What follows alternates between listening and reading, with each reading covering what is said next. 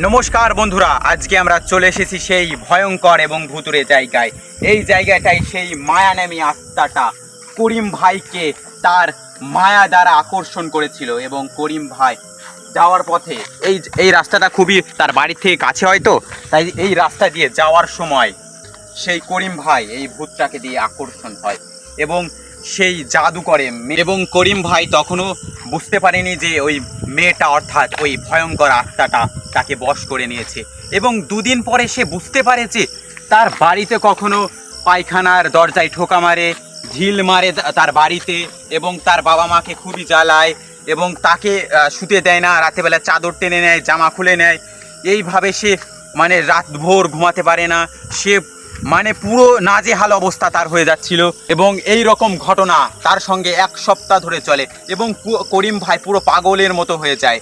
এবং করিম ভাই ওর সাথে এরকম ঘটনা ঘটতে থাকে এবং তার বন্ধুদেরকে বলে, তার বন্ধুরা তার কথা বিশ্বাস করেনি এবং সে কলেজে যেত এবং কলেজে দিয়ে যখন সে পড়তে বসতো সেই সময় তার পাশে বসে থাকতো সেই ভূতটা।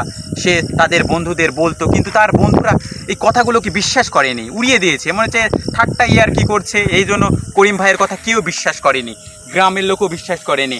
একদিন হঠাৎ এক ভয়ঙ্কর বাতাস আসে এবং করিম ভাইয়ের জীবনকে অর্থাৎ তার সংসারকে উল্টো পাল্টা করে দেয়। এবং করিম ভাই যখন তাদের বন্ধুদের ফোন করে বলে, তাই বন্ধুরা বিশ্বাস খায় না, ঝড়ের সময় কেউ আসেনি এবং বিশ্বাস খায়নি। এবং করিম ভাইয়ের সঙ্গে তার পরের দিন বন্ধুরা যখন দেখা করতে আসে, তখন করিম ভাই ছিল না বাড়িতে।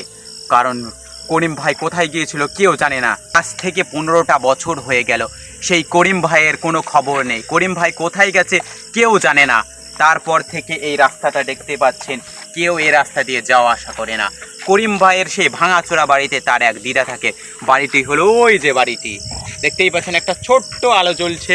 করিম ভাইয়ের ঠাকমা একা একা থাকে এবং করিম ভাইয়ের ঠাকমা অপেক্ষা করছে করিম ভাই কবে আসবে, কিন্তু কেউ তো জানে না। অনেক পুলিশ কেস হলেও কিন্তু করিম ভাই কোথায় গেছে কেউ জানে না। সেই থেকে এই মায়াবী ভূতটিকেও দেখা যায় না। এই ঘটনা কি সত্যি ছিল আমরা জানি না। আমাদের বাপ কাকারা বলেছিল যে এখানে ভূত আছে, কিন্তু আমরাও কোনোদিনও দেখিনি। ছোটোবেলায় থেকেই দেখছি, এখানে যাতায়াত করি রাস্তা দিয়ে।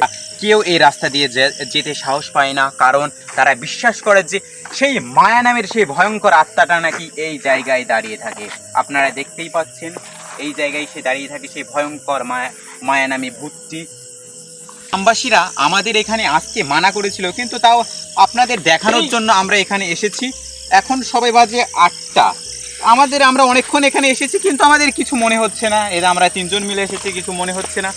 এইরকম যদি আপনারা ভিডিও দেখতে চান তাহলে অবশ্যই লাইক এবং সাবস্ক্রাইব করবেন আমাদের চ্যানেলটিকে।